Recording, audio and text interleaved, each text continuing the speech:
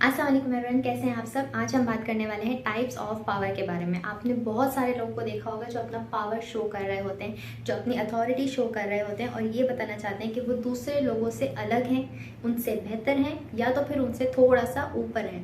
तो ये सारी चीज़ें होती है बेस्ड ऑन पावर। लेकिन पावर के भी डिफरेंट टाइप्स होते हैं, तो हम बात करेंगे उन पावर के डिफरेंट टाइप्स के बारे में। और इसी में से आपके एनक्लेक्स के, प्रो मैट्रिक के हर एग्जाम के क्वेश्चंस आते हैं, क्योंकि नर्सेज से ये पूछा जाता है कि आप डिफरेंट काइंड ऑफ बिहेवियर को किस तरीके से मैनेज करेंगे, उनका क्या एक्शन निकलेगा, ये नर्सेज से पूछा जाता है उनके एग्जाम में। तो ये क्वेश्चन आपके लिए बहुत ज़्यादा ज़रूरी है और इस टॉपिक पर बात करना भी बहुत ज़्यादा ज़रूरी है। So let's start with reward. Reward का कौन सा पावर होता है? अगर कोई आपको कोई इंसेंटिव देता है,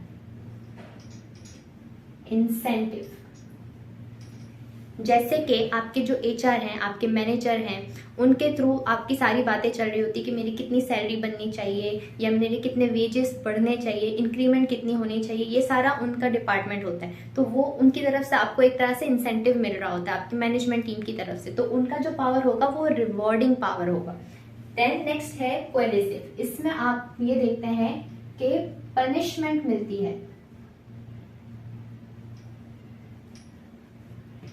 अगर कोई आपको बार बार पनिश कर रहा है तो वो ऑटोमेटिकली आपसे ज़्यादा पावरफुल हो जाएगा। क्यों? क्योंकि आप उसको चांस दे रहे हैं, आप उसको बार बार ये अथॉरिटी दे रहे हैं कि वो आपको पनिश कर सकता है। तो इस तरह के पावर को कोएरिसिव कहते हैं। जब कोई आपको पनिश करता है ऑटोमेटिकली आप उससे डरने लगते हैं, उससे थोड़ा नीचे होकर रहते हैं। उस केस में ये जो पावर है वो ज़्यादा प्रोमिनेंट हो जाती है। देन थर्ड है एक्सपर्ट।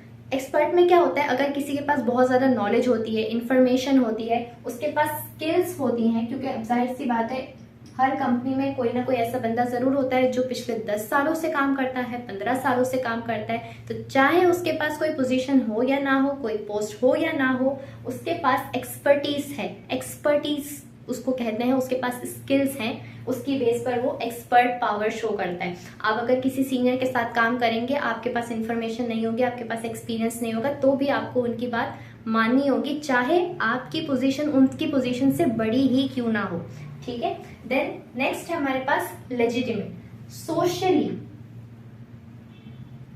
सोशली अगर किसी के पास हायर पोजीशन होती है, आगे मैं आपसे सवाल पूछने वाली हूँ, उसके बारे में हम इसमें बात करेंगे। Then the last is personal. इसमें आपका सेल्फ कॉन्फिडेंस आ जाता है।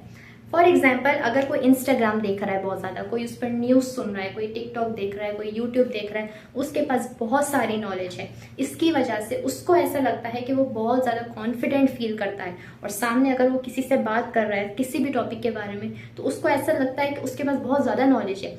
ये काउंट होता है सेल्फ कॉन्फिडेंस में। और इस तरह की पावर को बोलते हैं पर्सनल पावर, जो उसे अपनी तरफ से सेल्फ के बारे में लगता है कि हाँ मैं पावरफुल हूँ और मुझे जो है ज़्यादा इंपॉर्टेंस देनी चाहिए। अब आपके क्वेश्चन किस तरीके से आते हैं वो डिस्कस कर लेते हैं। फॉर एग्जाम्पल, एक नर्स है, वो असाइन है किसी भी पेशेंट के लिए, किसी भी एक पर्टिकुलर वार्ड के लिए। वहाँ पर एक वीआईपी पेशेंट एडमिट होता है।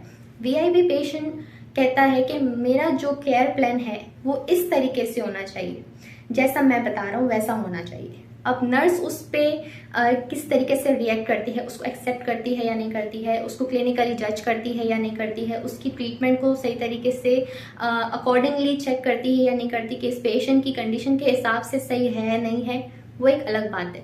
लेकिन अगर आपसे ये पूछा जाए कि पेशेंट कौन सी पावर शो कर रहा है, क्योंकि वो वीआईपी पेशेंट है, तो हमने बात की थी कि अगर कोई लेजिटिमेट पावर होता है, लेजिटिमेट पावर का मतलब सोशली अगर किसी को कोई पावर दी जाए, क्योंकि वो वीआईपी है, मे बी वो कोई बहुत बड़ा बिजनेस ओनर हो, मे बी वो कोई पॉलिटिशियन हो, मे बी वो कोई एक्टर हो, तो सोशली उसके पास पावर है।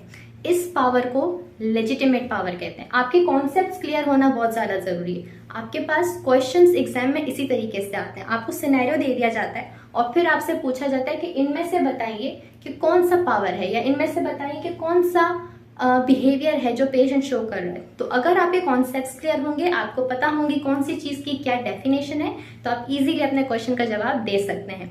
अगर आपको इसमें कुछ ऐड करना हो तो प्लीज़ कमेंट करते हैं, और अगर ये वीडियो पसंद आई हो तो प्लीज़ लाइक, सब्सक्राइब, शेयर जरूर कर दीजिएगा।